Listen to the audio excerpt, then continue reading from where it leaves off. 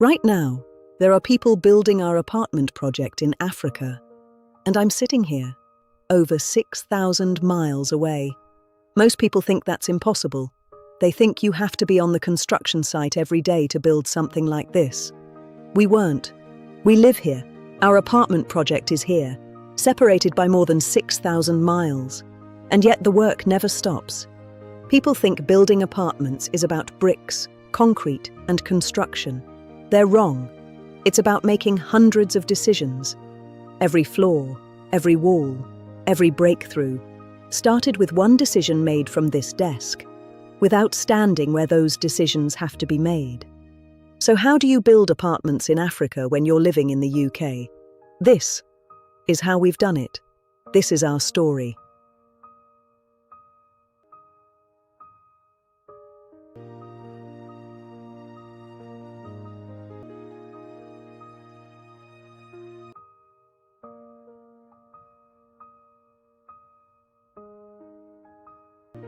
Right now, there are people building our apartment project in Africa, and I'm sitting here, over 6,000 miles away.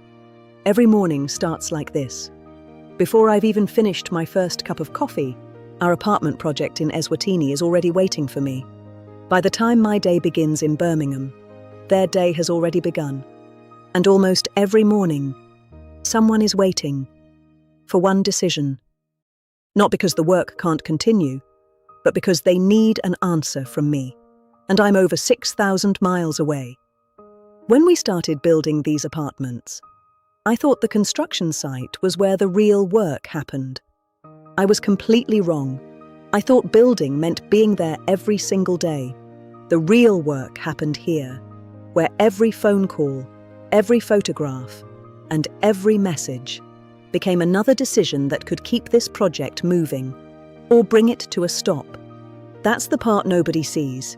People see buildings, they see progress, they see finished walls. They don't see the responsibility.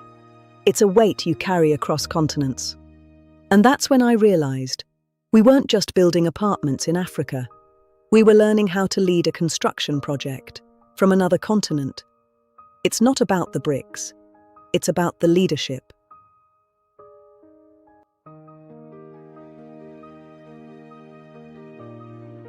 By now, you might be wondering, how has this project actually kept moving when we're living in another country?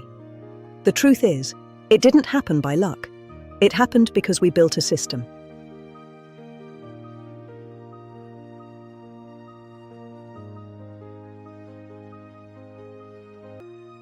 The first thing we learned was that silence is dangerous. If a day went by without communication, something was probably wrong. So we stayed in constant contact. Not because we wanted to control everything, but because information helped us make better decisions. The second lesson was understanding that no project succeeds because of one person. It succeeds because of the right team. Building from another country meant choosing people we could work with, not just people we never had to question. That distinction was everything. The third thing was planning. Because every decision made late became tomorrow's delay. The site doesn't wait for the UK to wake up. So we tried to stay one step ahead.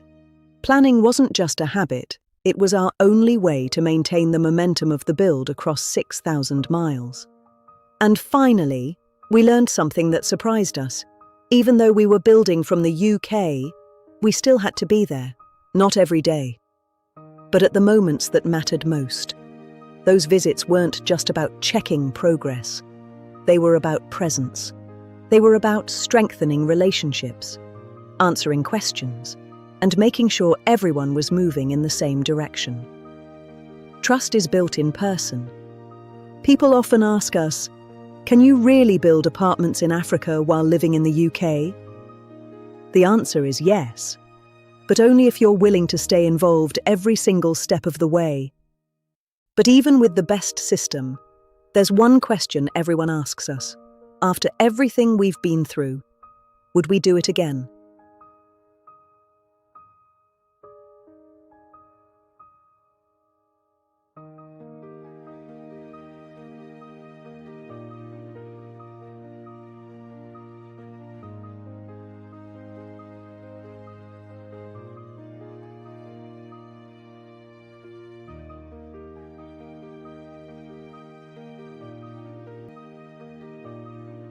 By now, you might be wondering, how has this project actually kept moving when we're living in another country? The truth is, it didn't happen by luck. It happened because we built a system.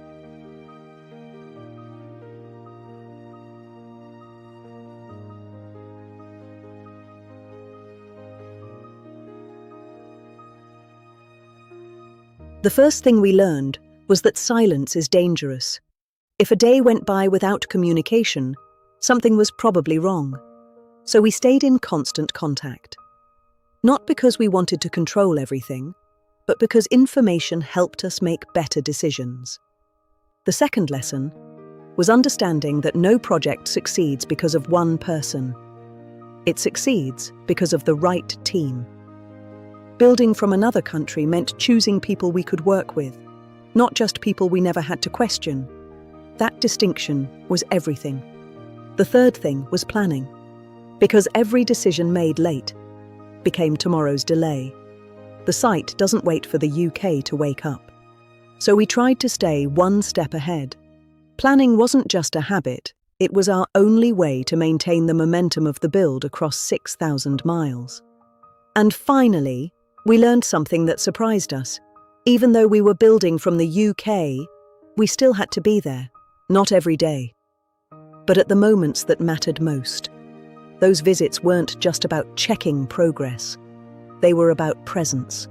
They were about strengthening relationships, answering questions, and making sure everyone was moving in the same direction. Trust is built in person. People often ask us, can you really build apartments in Africa while living in the UK? The answer is yes, but only if you're willing to stay involved every single step of the way. But even with the best system, there's one question everyone asks us. After everything we've been through, would we do it again?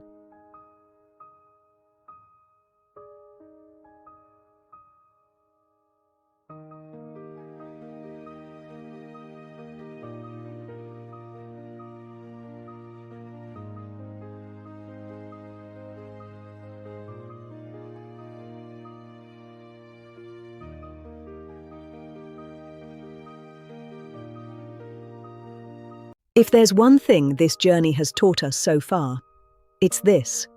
Building apartments in Africa while living in the UK isn't impossible, but it is completely different from what we imagined.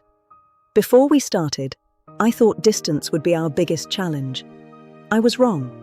The biggest challenge was staying connected to a project that never stopped moving, because while we were living our lives here in Birmingham, our construction site was still moving every single day.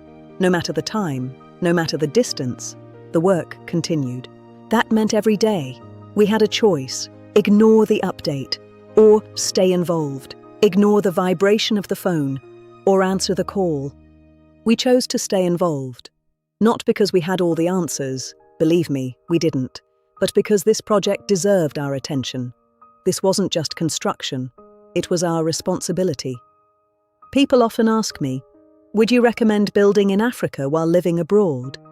The answer is a resounding yes, but only if you're prepared to lead the project, instead of simply funding it. The biggest lesson wasn't about concrete, or contractors, or even construction. It was something much more fundamental. It was understanding that nobody will care about your project more than you do. That care is what keeps the walls rising when the distance feels too far. That's why we're still here, still asking questions, still making decisions, still learning. And after everything, we're still building. And the best part of this story is that it isn't over yet. We're just getting started.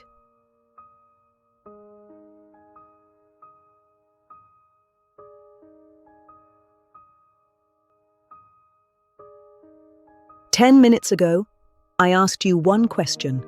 Can you really build apartments in Africa while living in another country?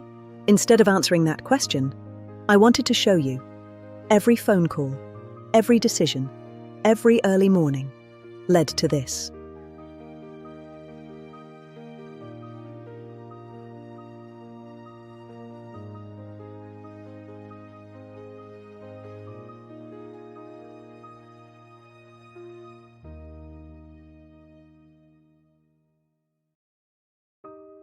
These apartments aren't standing here because we lived in Africa. They're standing here because we refuse to let distance become an excuse. People often say, "You can't build something this big unless you're there every day." Our journey has taught us something different. You don't have to be there every day, but you do have to care every day. We're not sharing this journey because everything went perfectly. We're sharing it because this is the reality of building in Africa from abroad. Some days you'll celebrate, some days you'll question everything. But if you're willing to stay committed, even when you're thousands of miles away, you might surprise yourself with what's possible. And the best part? We're still building. This journey is far from over. When this documentary began, these apartments were just an impossible idea. Now they're real. And every time I look at them, I'm reminded that distance doesn't build or stop dreams. People do. We'll keep building, and I hope you'll keep building with us. If you've enjoyed this story, please like, share, and subscribe to follow along. Tell us your thoughts in the comments below.